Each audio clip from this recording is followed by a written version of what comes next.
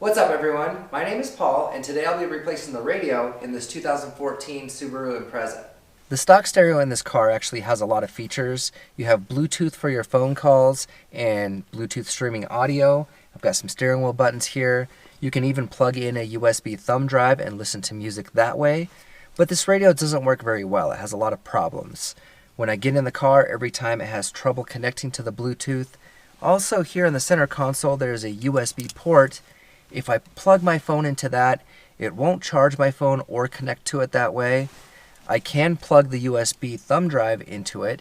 However, it will only read the thumb drive if it was plugged in while the car was not moving. So if you're on a road trip or something, you can't switch the USBs, it won't work.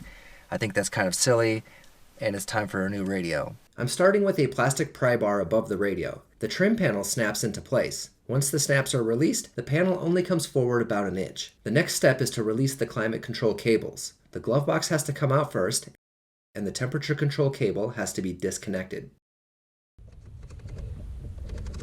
The other cable is on the driver's side above the gas pedal. Disconnect this one too.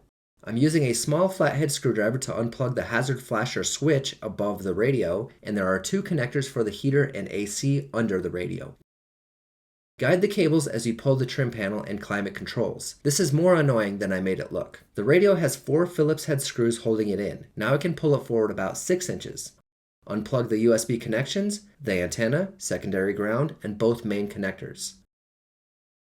I'll be installing the Kenwood DPX 303 MBT today. This is a basic stereo without navigation. It doesn't play CDs because really, who has CDs anyway? You can stream audio from your phone with Bluetooth, you can call your friends, plug in a USB thumb drive, and even change the display color. This car has steering wheel radio buttons, so the Access ASWC-1 interface is required. The Metra 70-7552 wiring harness adapter gets connected to the Kenwood wiring, so I don't have to cut into the Subaru wiring. This harness has empty terminals and doesn't include the steering wheel control wires, so I bought 2 of them. The Metra 95-8905B installation kit is required to hold the radio and fill in the gaps around the new radio. It's time to do some wiring. Here I have my 2 wiring harness adapters. They are the same. I'll be installing the Access ASWC-1 steering wheel interface. It also has a wiring harness and a headphone jack plug that carries the control signal to the Kenwood radio. Access has general and vehicle-specific installation instructions. Make sure you download both PDF files. The vehicle-specific instructions tell you to find pins 4, 13, and 14 on the car's wiring and connect to them. Instead of connecting directly to the car wiring, I labeled the corresponding terminals on the Metra wiring harness adapter. I'm carefully removing plastic from the spare connector so I can pull out 3 wires. I'm adding wires to where pins 4,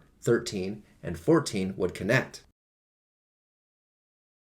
Pin 14 gets connected to the black wire on the Metra connector, as well as the black wire that goes to the steering wheel interface. Next, I'll connect the red wires together. The green and orange wire from the steering wheel interface goes to pin 4. The black and green wire from the steering wheel interface goes to pin 13. Each connection gets solder and heat shrink because I want it to work perfectly forever. The steering wheel interface has extra wires that the Subaru doesn't need, so I cut them short and put heat shrink over them. The headphone jack has 2 wires, brown and brown with a white stripe. The striped one will not get connected, and the brown wire goes to the blue and yellow wire on the Kenwood wiring.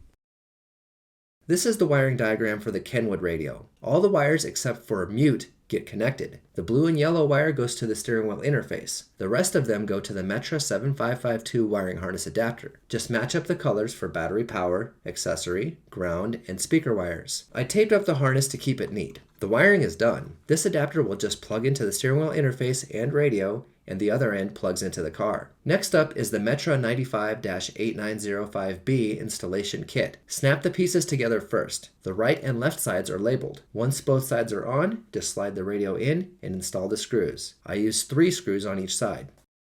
Let's compare it to the old radio. I don't like plastic, but the tabs are all in the right place, so it will fit. Now it's time to install the Bluetooth microphone. Up here is a great spot, and it's very easy. Pull the door seal down and tug the Bluetooth microphone wire behind it. This car has airbags in the A pillar, but this wire is thin. It will either be out of the way or just get torn if the airbag goes off. Not a big deal. I'm just dropping the wire down into the dash on the left side, then I zip tied it to the wiring harness by the steering column, run it up to the radio, and bundle up the extra length. The wiring harness plugs into the bigger radio connector. The smaller radio connector will not be used. Now I can plug the main wiring harness into the Kenwood radio. I added a spade connector for the back of the radio to the case ground, but it is not required. Don't forget to connect the Bluetooth microphone and radio antenna. Now the Kenwood radio can slide into place. To program the access steering wheel interface, turn the key on and don't touch anything. It will flash the LED at you, then turn a solid red if it recognized the car. This didn't work for me the first time, so I hit the reset button and tried again. The second time, it programmed itself and worked perfectly. Okay, let's check out the radio. Pressing the center knob gets you into the menus. I'm going to change the display color. I have several colors to choose from, or I can use RGB mode to make any color I want. I chose red 1 to match the gauges in the car. The source button changes the input. FM radio works, so that means I didn't forget to plug in the antenna. The USB or iPod would plug into the front of the radio. I'm not using Pandora, iHeartRadio, or Spotify. I selected Bluetooth audio and my phone is now playing from the YouTube Music app. Let's check out the steering wheel. We have volume up down, track up down, mode button changes the source, and I can turn on voice control as well. The other two phone buttons on the steering wheel can answer or disconnect a call. Now the panel can go back on. Fishing the heater and AC cables back into place is the worst. Plug in 2 connectors under the radio and 1 above it. Next, connect the cables under the dash. Get the one behind the glove box, make sure it works, and don't forget about the driver's side too. Give the trim panel a firm push on the bottom and top, and it will snap into place. Okay, that's it. This Kenwood unit should be a nice upgrade for the stereo in this car. And I would say overall the installation was not that hard. The most difficult part was probably the wiring. Anyway, if you're interested in getting the same setup for yourself, check out the links in the description below, and I'll see you guys next time.